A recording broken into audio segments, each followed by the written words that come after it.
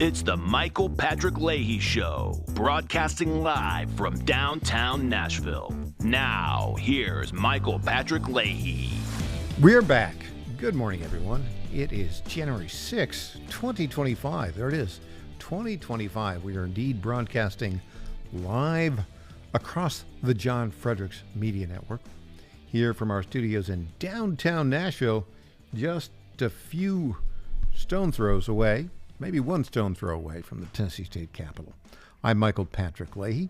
It's time for the Morning Rundown, brought to you by the Glock Store, located just a little bit from the airport right here in Nashville, Tennessee. The Glock Store, glockstore.com. Here we go. The Morning Rundown for Monday, January 6, 2025. Number one, a joint session of Congress will convene later today to certify the election of Donald Trump as the 47th President of the United States. And wait for it, inauguration is 2 weeks and 2 hours away? I can't wait. Can we make it 2 weeks and 2 hours? Number two, more disturbing details about the New Year's Day New Orleans attack by the ISIS-inspired terrorist. We'll have more on that at the bottom of the hour with our lead reporter, Tom Peppert. Number three, more weird and disturbing details about the Las Vegas Cybertruck explosion. Yeah, it gets weirder and weirder. I don't know exactly what to make of that. Number four, Canadian Prime Minister Justin Trudeau is expected to resign. This could be as soon as today, tomorrow, or Wednesday, say reports. Number five, rape gangs in the United Kingdom have been allowed to flourish because the perpetrators allegedly are Arab immigrants. This, says Elon Musk. It's a big scandal, he says, and lots of others have been reporting on this for over a decade. Number six, we have some football updates. Let's start with college. There are 4 finalists in the college championship. Texas will play Ohio State, and Penn State will play Notre Dame. Both of those games are going to be really, really good. Number 5, the NFL playoffs are set, and I'll just run through you right now. In the American League, 1 through 7, Kansas City Chiefs, Buffalo Bills, Baltimore Ravens, Houston Texans, Los Angeles Chargers, Pittsburgh Steelers, and Denver Broncos in order. In the National Football Conference, number 1, Detroit Lions, Philadelphia Eagles, Tampa Bay Buccaneers, Los Angeles Rams, Minnesota Vikings, Washington Commanders, and Green Bay Packers. So there you go. Those are the NFL playoffs. Those are set. And, oh, by the way, Black Monday here today. There have already been 2 firings of coaches. The New England Patriots fired Jared Mayo after his 3-14 record and after just 1 year on the job. And earlier today, the Jacksonville Jaguars fired Doug Peterson. I think he was, what was he, 4-13? Wasn't very good. And but more to come, maybe. We'll see. Number 8, a new poll shows overwhelming support for school choice in Tennessee. And number 9, I've got the best line ever on this. You know, Joe Biden gave out Presidential Freedom Awards to 19 people over the weekend. One of the recipients, the devil, was unable to attend. And so accepting on his behalf were 2 other recipients, George Soros and Hillary Clinton. Rimshot, please. We'll have more on that. Okay, so there you go. There's the Morning Rundown, brought to you by our friends at the Glock Store. You know, I recently heard from my good friend Laney McGill, the CEO and founder of the Glock Store. He said their deal days right after Thanksgiving, the Black Friday deal days, were a huge success, including an uptick in sales from cities that get the Michael Patrick Leahy Show. That would be Philadelphia, Pittsburgh, Atlanta, basically everybody in Virginia, and Nashville, Memphis, and everybody in West Virginia. Now, we are heard in all across West Virginia. I think John Fredericks just put on the air today, 7 or 8 stations in West Virginia. So thank you. And for the Glock guys and gals who haven't had the opportunity to visit Glockstore.com, you really should. Here's why. Not only do they always have every Glock in stock, they only stock the very best parts and accessories, including hard-to-find Glock factory parts like the Glock Performance Trigger. And they know they're the best because they personally test each and every one of these products. If Lenny McGill doesn't like it, it doesn't get on the Glockstore.com website, period. And if Lenny McGill really likes a product, he features that product on his incredible YouTube channel. Did you know Lenny McGill has a YouTube channel? It's beyond fantastic.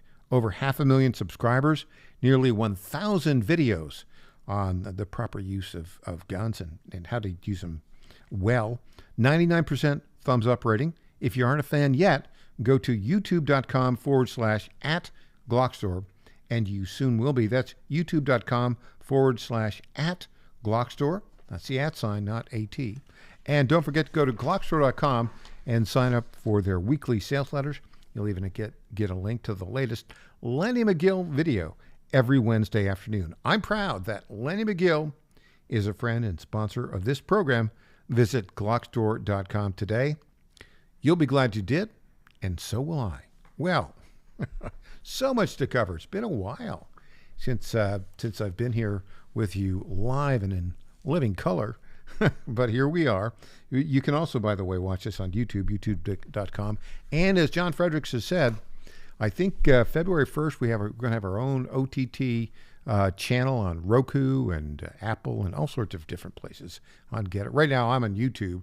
John's on everything. And so, but on February 1st, you're going to have 7 continual hours of excellent programming here every weekday morning from, 6 a.m. Eastern till 1 p.m. with yours truly. How about that? So, okay, a couple of clips. We talked about Justin Trudeau expected to resign. Here's clip 17. Donald Trump is not sad about it. So I spoke with Justin Trudeau. In fact, he flew to Mar-a-Lago within about 15 seconds after the call ended. Yeah. He was at Mar-a-Lago. We were having dinner talking about it. I said, you have to close up your borders because they're coming in the northern border too a lot. Not like the southern border, but they're coming in the Canadian border a lot. And drugs are pouring in. Almost as importantly, drugs are pouring in, maybe more importantly, drugs are pouring in at levels never seen before, 10 times what we had. They're just pouring in. We can't have open borders. And I said to the president of Mexico and to Justin Trudeau, if it doesn't stop, I'm going to put tariffs on your country at about 25%. That's a... And, and so apparently he's going to resign. Who will replace him in Canada? A fellow by the name of Pierre Poilievre with the Conservative Party there. Now, remember, a conservative in Canada is not exactly like a conservative in the United States, but much better than Justin Trudeau. Here we go. Pierre Poilievre, likely to be the next Prime Minister of Canada. Continue. This Prime Minister cannot go on like this. Housing costs have doubled. Food bank use has doubled. The debt has doubled. Gun crime has doubled. And now we face troubling tariff threats from a president who can see weakness coming from a mile away. The Prime Minister must leave this job, but there's only one person who can remove him, and that's the leader of the NDP. Will he put the... Okay, so in Canada, they have all sorts of different parties. NDP is sort of the, I don't know, you call them the Green Party, the Progressive Left Party. It's hard to keep track of all that in that particular parliamentary system. Okay, we got time for one last clip. Meanwhile, we'll wait on that. We'll do that last clip. It's Joe Biden demonstrating how absolutely out of touch he is and mean, nasty, and just not a good guy. We'll have that clip when we get back. This is the Michael Patrick Leahy Show. Back after a few moments.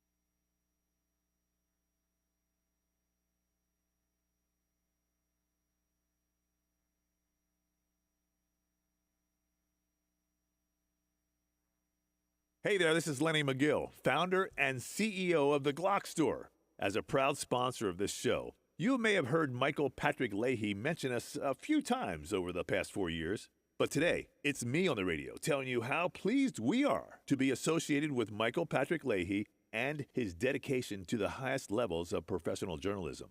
Michael Patrick Leahy has been threatened with jail time in bringing the true facts about that Nashville Covenant shooting to his listening audience. Michael Patrick Leahy, you keep doing what you're doing, and we here at the Glock Store will keep sponsoring your show for the good of Nashville and the entire country. And I'm personally inviting all of your listeners to come visit and shoot at the Glock Store. It's where Michael Patrick Leahy learned to shoot a gun for the first time and where he bought his own personal Glock 19. I'm Lenny McGill, founder and CEO of the Glock Store here in Nashville, just minutes from the airports, worth the drive from anywhere, and a proud sponsor of Michael Patrick Leahy and the Tennessee Star Report. Welcome back to the Michael Patrick Leahy Show. Now, here's Michael Patrick Leahy. Welcome back. Talking with John Fredericks during the break. He wanted to remind everyone that now the John Fredericks Radio Network has added a number of stations. I think it's like 8 in West Virginia. I can't count them all. There's so many. And so some of those stations have turned from music to news talk to America First Talk, and we're part of that. And so if you are in West Virginia, I'm going to go through the list here. Welcome to the John Fredericks Radio Network. And as you know, John Fredericks has 4 hours every morning from 6 a.m. to 10 a.m. Eastern Time, followed by yours truly, Michael Patrick Leahy, from 10 a.m. to 1 p.m. Eastern Time. And if you're in West Virginia, and right now, well, we'll take other callers if you want, but in particular, we're going to give priority to callers from West Virginia. 615-649-8477, 615-649-8477. Now, programming can be found at wvthetorch.com, wvthetorch.com for all our new listeners in West Virginia. There's a long list here. Okay, I'm going to go through it because John asked me to. WZST 100.9 FM in Morgantown, West Virginia. WGYE 102.7 and 95.3 FM, also in Morgantown and Mannington, West Virginia. WMAN AM 920 and 95.7 FM in Fairmont, North Central West Virginia, and Wheeling, West Virginia. WHTI 105.7 FM in Clarksburg, West Virginia.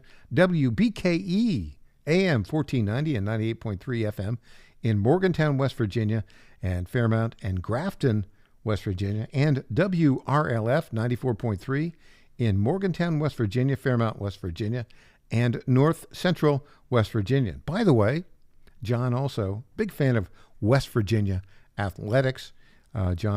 These stations are the flagship for the West Virginia Athletics, including the baseball team there, where John's son, Joe Fredericks, is a rising sophomore middle reliever. Had a great year last year.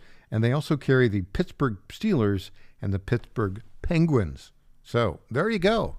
If you're from West Virginia, you want to say hello, 615-649-8477. Now, I promised that I would play the latest clip of the dying embers of the Biden maladministration. And remember, this guy really has been the legal but not legitimate president of the United States for 4 years. He's what? How old is he now? 82? And he's mean, nasty, crotchety. And, he was asked a question. Now, he says some bad words here. I mean, this is the president of the United States saying bad words in public. We're going to play. It's a short clip. We're going to play it. We're going to try to beep out, zoom out, quiet out the bad words, but you'll kind of understand what they are. Okay, here just basically yesterday being asked a normal question, and he responded in a very, very mean and nasty way, the legal but not legitimate president, for 2 weeks more. I don't know if we can make it for 2 weeks more, but here he is, Joe Biden. My being the oldest president, I know more world leaders than any one of you ever met in your whole life. In your whole blankety blank life. This This guy's not running the country. This guy is like, look, when he leaves the White House in 2 weeks and an hour and a half after the inauguration of the 47th president of the United States, you know how Bill Clinton had the Bill Clinton Library and Adult Bookstore? Well, Joe Biden is going to go to the Joe Biden Library and Nursing Home, right? That's where he's headed. So there you go. All right. In our next segment, we'll be talking with our lead reporter, Tom Pappert, about the New Year's Day terrorist attack in New Orleans. And I have to tell you, the incompetence of the New Orleans Police Department and their DEI granny police chief is just beyond incredible. Let's try, this is the lieutenant governor of Louisiana just torching the New Orleans Police Department. Clip 14. Well, here to discuss that and more is the Lieutenant Governor of Louisiana, Billy Nungesser. Mr. Lieutenant Governor, welcome to the show. Let's just quickly get your response. And we're all grieving for what happened in your state, in that fabulous city. And it's heart-wrenching and outrageous that this terrorist struck. Unfortunately, it looks like there were maybe some preventative measures that were not deployed that day on a major tourist event. And now we have elected Lieutenant Governor, we've been fighting with the administration to make the French Quarter safer. And it wasn't until Jeff Landry put a state police troop in the French Quarter, we saw great progress to save the French Quarter before this incident. And her lack of leadership from the top on down to know those barricades were taken out with New Year's in the Sugar Bowl is unacceptable. Yeah, they were apparently upgrading security for the Super Bowl, which is fine. It makes sense to do that. But then leaving that area filled with tourists vulnerable on such a huge day, New Year's Eve and a New Year's Day, the football game, as you mentioned, obviously a terrible failure. There have been critics pointing this out now for a number of days, prompting this response. I want to read this to you. This is from the mayor's office in New Orleans, quoting, "The city of New Orleans will not be distracted by outside commentary and welcomes everyone to join the positive efforts of the unified command partners." Outside commentary, Lieutenant Governor, that seems like they're kind of poo-pooing this or minimizing it. I've been working with her administration for 8 years to put a plan together to manage the quarter. She couldn't even give out a garbage contract to get the quarter cleaned up before Sugar Bowl. The city council had to give out an emergency contract because she gave it to someone that wasn't in that business. For 2 years, we've been trying to get the post around Jackson Square replaced. There is no protection to Jackson Square. I put a video out yesterday. You can drive through that pedestrian mall around Jackson Square by the St. Louis Cathedral without even stopping a car. Okay, so in other words, the city of New Orleans is a mess. It's a DEI mess, right? Everything there screams DEI. The mayor, the police chief. Did you see the picture of this police chief? I'm going to play this clip right now. Her name is Ann Kirkpatrick. She's actually originally from Memphis. She went to Seattle. She got a law degree from the University of Seattle, was a police chief in Spokane, a police chief in Oakland, got fired in Oakland. And she was asked about, the whole deal was the terrorist went over the sidewalk, and they didn't have any barriers on the sidewalk, all of which was foreseeable, and they just didn't do it. Here is a police chief being asked a question by a persnickety Scottish journalist. Here we go, clip 4. Madam, do you acknowledge that you let the victims down by not having an appropriate security plan? Oh, that's not the correct. That's not correct. We would disagree with that. We had It was a a plan security that allowed an attacker Well, to drive into a crowd. and I take exception to that, and I do not agree with that. That has We to had be a failure. plan. We do know that people have lost their lives, but if you're experienced with terrorism, you would not be asking that question. Well, with respect, experience of terrorism surely requires appropriate security protection. Okay, then now she's walking away. And by the way, she looks like, she does look like Granny on the Beverly Hillbillies. Oh, let's go down by the cement pond and see if we can stop any terrorists, right? I would think Granny from the Beverly Hillbillies would have been a more effective at deterring terrorists than that Ann Kirkpatrick. She's 65. She does look like, she really looks like Granny from the a Granny gone lefty, right? And this is a little bit bizarre because that ornery Scottish journalist was basically asking a common sense question. It was clearly foreseeable that that sidewalk where the terrorist, they had one police car blocking the main road, but right next to it was a huge opening for the sidewalk. They could have put up barriers there. There were temporary barriers that could have been put there that would have stopped them. They didn't do that. And she said, well, we had a plan. Well, you had a stupid plan. You had a plan that made no sense. You had a plan that a kindergartner would have realized was stupid. And yet she's still the police chief. How long is she going to be allowed to stay there? I don't know. When we come back, our great reporter at the Star News Network and the Tennessee Star, Tom Pappert, with more details on this New Orleans terrorist fiasco. I'm Michael Patrick Leahy. We'll be back after this.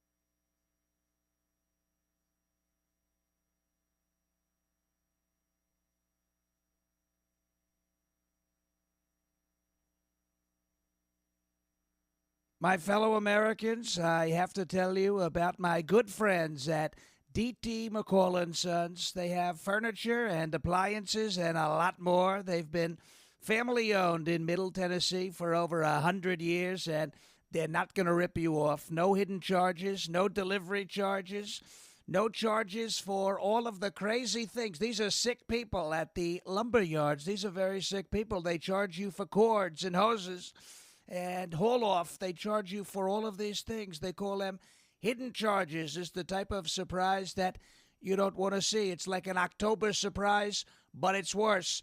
D.T. McCall & Sons, they're not going to do that. They're great people. They're going to give you a great deal. With locations in Lebanon, Carthage, Lafayette, Cookeville, and Franklin, D.T. McCall & Sons will give you the deal of your life. Check them out today or go to dtmccalls.com. Impersonator not endorsed by Donald Trump. Welcome back to the Michael Patrick Leahy Show. Now, here's Michael Patrick Leahy. And we welcome right now to our Zoom Newsmaker line our lead political reporter at the Star News Network and the Tennessee Star, Mr. Tom Pappert. Welcome, Tom. Good morning, Michael.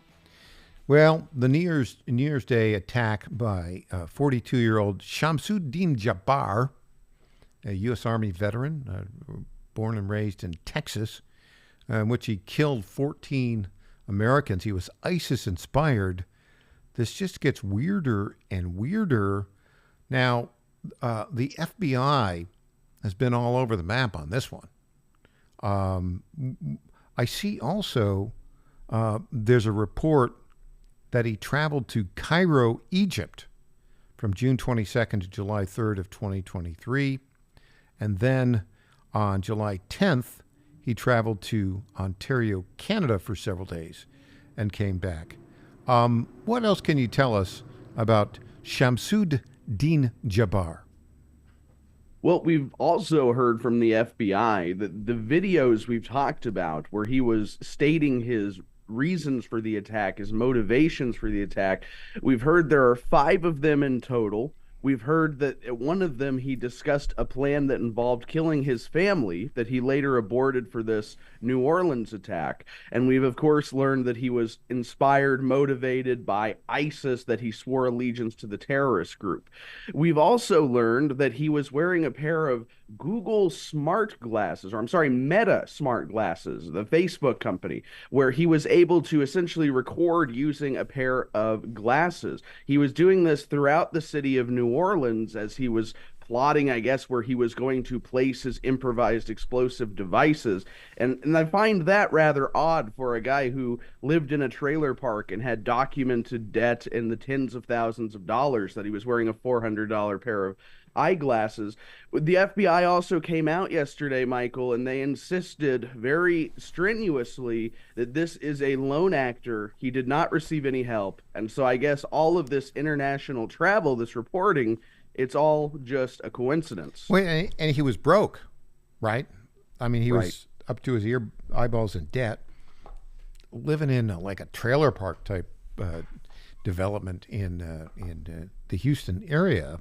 He, I don't know, 3 or 4 divorces and, child care and divorce settlement payments, and not doing well financially at all. The FBI has not exactly covered itself in glory in this. Remember, the very first FBI agent, the morning of the shooting, after the police chief and the mayor said this was a terrorist event, she got up and said this is not a terrorist event. You know, she was wearing one of those nose rings in that first, and you in that first press conference. Also, you pointed out she was connected with this behavioral assessment unit. Tell us about that, the behavioral assessment unit. This woman's name is Althea Duncan. She's the FBI special agent in charge of this entire investigation. And yes, she is connected to the FBI's Critical Incident Response Group Behavioral Analysis Unit. This is the same group that longtime listeners may remember authored a certain memo regarding so-called legacy tokens that was sent to Metro Nashville Police Department in the wake of the Covenant school shooting where the transgender shooter killed 6. And what this memo said is that anytime anytime there is a mass violent event, the killer will often leave things behind that will maybe explain it, maybe shine some light on their motivations. And you must never, ever release this to local law enforcement was their message. You must never release it because pontificators like Michael Patrick Leahy and myself might try to share the details with the public, and that would lead to conspiracy theories. This is what the FBI group is saying, that apparently, seemingly, is on the ground in New Orleans right now. Yeah, it's very bizarre. Now, she's gone. She's not been seen since the first day. They brought in a older, bald-headed guy who's very serious about everything. And but they have actually had two spokespeople there, I think, but none of it seems to make sense. So at first they said it's not terrorist, and then they said it is terrorist, and then they said he acted alone, and then they said, well, we're looking at 4 or 5 other possible people that worked with him, and then they said he's working alone. Ping pong. What level of confidence does all this give you? Well, I had very little confidence in our wonderful FBI going into this, but their behavior throughout this has yet again been just short of appalling, or nothing short of appalling. It seems as though the FBI is operating as what it is. It is a boat without a sail. There is no captain aboard the ship. Chris Wray knows he's on his way out the door, and the agency seems to be coming apart at the seams as we approach January 20th, when hopefully we'll quickly get some new leadership in there and get cases like this solved quickly and get information out to the public quickly. It's actually the most frustrating part of this ordeal has been the FBI release of information. It's been extremely stunted, and they have essentially refused to answer any questions about this attack, instead referring media outlets to their public webpage, where they're putting out 300,000 words about how this is a lone wolf shooter, there's domestic terrorists, white people are just as big a threat. It's bizarre, and it's frankly embarrassing. Other countries would not have their law enforcement do this. Yeah, it's very bizarre. And the other part about this is, so his house, the New York Post was at his house in Houston before they were, when they started interviewing people. Then they went in and the FBI went to his house in Houston. They took some stuff, they left, and then they let the New York Post back in. And the New York Post noticed, oh, here's a Quran here that they left behind. Don't you think they ought to have taken that as evidence? I mean, none of it makes any sense to me, Tom. I don't understand why they released the crime scene. We know from our great friend Brianna Morello that there was some sort of confusion about, why did the FBI let these people in? And the FBI said, well, we released the crime scene back to the property owner, and the landlord decided to go ahead and let members of the media in. It's private property. He can do that. But again, as you said, why did they release this crime scene? And then the FBI has since gone back in, I've heard. They've locked the entire block down again. Oh, they're back in? Yes. But it's been contaminated. Exactly. Why did you let members of the media, some of the most nosiest people who are going to get their fingerprints everywhere because it's our job, why did you let them contaminate your crime scene? What a ridiculous mess. Okay, so also the other thing about the videos that he made before. Now, the FBI says there are videos before. I'm not talking about the ones where he had his Meta glasses on and was walking through working on the IEDs in New Orleans. I'm talking about the ones where he said, I'm going to go. I was thinking of killing all my family, but that wouldn't have had enough impact. So I'm going to do this, this mass murder event in New Orleans. There were apparently like 5 of these videos he purportedly posted to Facebook. He recorded them, I guess, as he was driving from Houston to New Orleans. But have we seen those? Has the public been able to see those videos? We've seen no hide nor hair of them, which is very odd. Of course, we instantly knew that this guy had made a YouTube video 4 years ago about his real estate career. And I find it very strange that the FBI, we've obviously sent them multiple media requests requesting, or at least asking for information. When are you going to release these videos? They've told us nothing. And instead, they've released a 3-minute, 50-second compilation of security camera and the terrorist Meta Facebook glass video. I think that's very suspicious, and it seems to me they're going to try to do everything they can to delay or keep these videos from going out, and I don't know why. The other thing that's interesting, the question no one has asked is apparently this fellow, and I don't know what his birth name was, but his family birth name was Young, Young. And at some point, his father converted to Islam and changed everybody's name.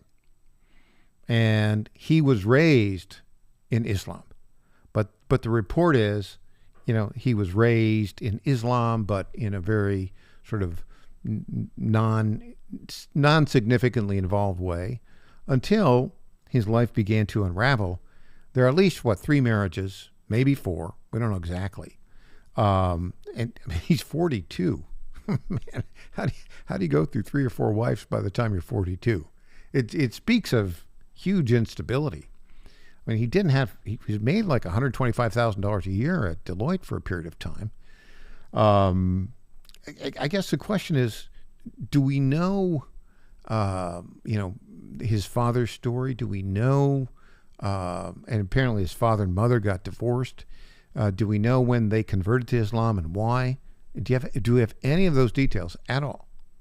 It's interesting. The reporting about the family, or at least the fact sharing from the FBI and law enforcement, has been very sparse. We know very little more, I would say, than what you just summarized. And that is one of the ex-wives, I believe the most recent ex-wife, said that yes, he's been Muslim as long as I've known him, but he only started to radicalize and say things that concern me in the last couple years. Right. And so it does seem very strange to me that this is a pipeline that was in place, and once he was in a destitute state, he was able to go down it. But it seems very strange about where the information is not being released. Yeah, and so I think the whole, idea of taking somebody who's almost destitute, and trying to move him from zero to hero, right? That's the phrase they use. It would seem to me that the area to look at is, who did he visit in Cairo, Egypt from June 22nd to July 3rd, 2023? Who financed that trip? What was that all about? It would seem to me that probably sometime in 2023, he began this level of radicalization. And then what was he doing in Ontario, Canada, right? That seems also to be a little bit of a hotbed of Islamist terrorism to me. Your thoughts on that, Tom Pappert? I think that's a good question. And I think another thing that should be done by law enforcement, if it hasn't already, is figure out when some of the equipment that was seen in his house was purchased. These are not small purchases. One of them was a tool shelf that my stepfather just got for Christmas. It cost like $600. These are not cheap things. Where did he get the money from? When were these purchases made? Do they coincide with these trips overseas? This is information that I think could be shared with the American public as quickly as possible. Well, Tom Pappert, thanks for that great reporting. Keep it up. I really appreciate it. And of course, nothing sounds like having fun on New Year's Day than getting a call from me and saying, Tom, look what's going on in New Orleans. You got that call like at 4 a.m, and boom, you had 3 stories that day. Well done. Thank you so much, Michael. It's a pleasure. If only it were happier subject matter, but at least we can get the facts out there. You got it. Thanks, Tom. All right. When we come back, we've got a lot more to talk about, including these medals, presidential freedom medals that were given to George Soros, Liz Cheney, and Hillary Clinton. Why? Back after this.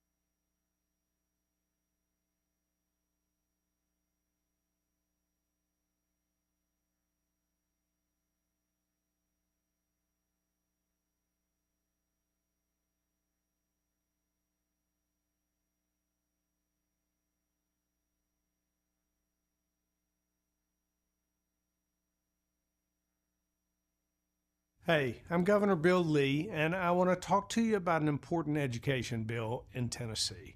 Everyone knows that education has the power to change the trajectory of a child's life forever. And anyone who's raised a child knows that each one's different in their educational needs, and their learning styles, and their talents. The fact is, parents know their own children best. They know what's best for their education and their future. That's why I'm here to talk to you about Tennessee's Education Freedom Act. It empowers parents across our state to use their tax dollars to choose the school that allows their child to thrive, regardless of zip code or income, all while making significant investments in Tennessee's public education. If you want to learn how you can help make the Education Freedom Act a reality in Tennessee, go to educationfreedomact.com and write or call your state representatives. It's educationfreedomact.com. This ad is paid for by Job Creators Network. Welcome back to the Michael Patrick Leahy Show. Now, here's Michael Patrick Leahy.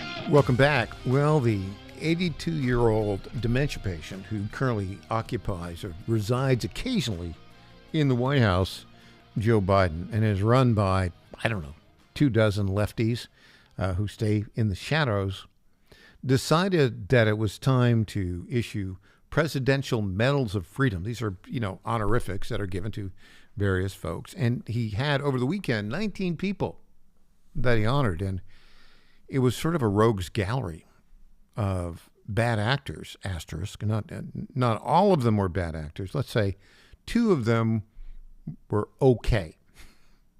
Denzel Washington. I don't know. What did he get it for? Being an actor in Gladiator or Gladiator 2? I don't know. I mean, Denzel's fine. But why would... Asterisk. I thought he was fine until he agreed to accept this award. Right? Ralph Lauren, who is, a pro-American fashion designer. I kind of like those 2 guys. But I have to question, why are you going to show up to accept this award from a doddering fool who's not legitimate? And then also Mitt Romney showed up. What? Yeah, they gave an award to George Romney. And George Romney does not deserve any award. He's long passed away, of course. He was, of course, the president of American Motors. He used back in the 1960s. Ran for governor, ran for president. He was the one who got brainwashed on Vietnam. Remember that ruined his presidential campaign in 1968? He was the Secretary of Housing and Urban Development. Okay, fine. But, a pretty, didn't really accomplish a lot and was a pretty bad national political figure. Mitt's dad. So, Mitt, why are you accepting this award? Clearly he's there just to put a wedge between, more traditional Republicans and Donald Trump Republicans, which is basically now the Republican Party. Okay, so we have those. But then also Anna Wintour. Remember who she is? She's the editor of Vogue. She's the one, remember that movie, The Devil Wears Prada? She was the devil, and she wore Prada. But she's a lefty. But of course, now they gave an award to George Soros. George Soros, the most evil of all evil, and Hillary Clinton, right there behind him. Here's Stephen K. Bannon talking about just how bad George Soros is. My recommendation to President Trump is that you notify today that you're going to sign an executive order on Monday. One of the very first actions is to rescind the Presidential Medal of Freedom that's being given to George Soros today. Rescind it. They're going to say, well, you can't rescind it. So, okay, well, fine. Try me. And send a team to track down Soros and take the medal back. It is a disgrace that a demonic individual like that has gone out of his way to try to destroy this country, would actually be given to mock this constitutional republic, which he hates and is dedicated his life to destroying. That we would be presenting him, awarding him the highest civilian honor that you could give. President Trump today ought to come out and say, hey, I'm putting out an executive order right after I take my hand with the King James. With everything else we got to do, all stuff, either number one is going to be rescinding Soros's as a symbol. Okay, so let's just talk about this. So George Soros is responsible for the election of all these awful district attorneys that are letting criminals out. You know, the one in St. Louis, the one in Chicago, L.A., they're all funded by Soros. And he's just, you know, he's anti-American, no question about it. Made tons of money in the hedge funds business. But not a good guy at all. Byron Donalds, the congressman from Florida, has something to say about Soros. Here we go, clip 20. This is just crazy, in my view. First of all, George Soros is on the absolute left of our politics. Everybody knows this. So for Joe Biden and his team, and I stress and his team because let's be honest, Maria, do we really know what Joe Biden is thinking from day to day? We simply do not, and it's a tragedy for our country. And that's not to play politics. It's actually sad to see what's happened to him from a health perspective over these years. But this is his staff, and frankly, in part, his family that are managing all of this stuff from behind the scenes. So the Democrats want to use their last moments to reward their leftists. Makes no sense at all, but we're going to make America great. Well, it does make sense. I mean, they're just being, you know, nasty leftists, and they're trying to divide the country. Mercifully, I'm looking at the clock right now. 2 weeks, 1 hour, and 4 minutes. Not that I'm counting down, but we only have 2 weeks, 1 hour, and 3 minutes and 30 seconds until Joe Biden is gone. And Donald J. Trump is the 47th president of the United States. And look, we've got to get to that moment, don't we?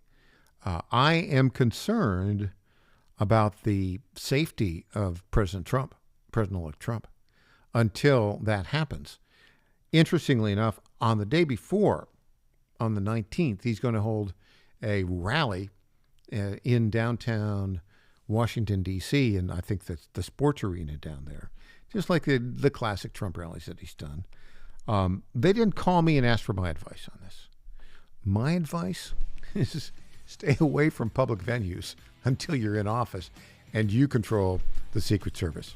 All right, when we come back, there's some craziness going on in the United Kingdom, and we're going to talk about that and more. I'm Michael Patrick Leahy.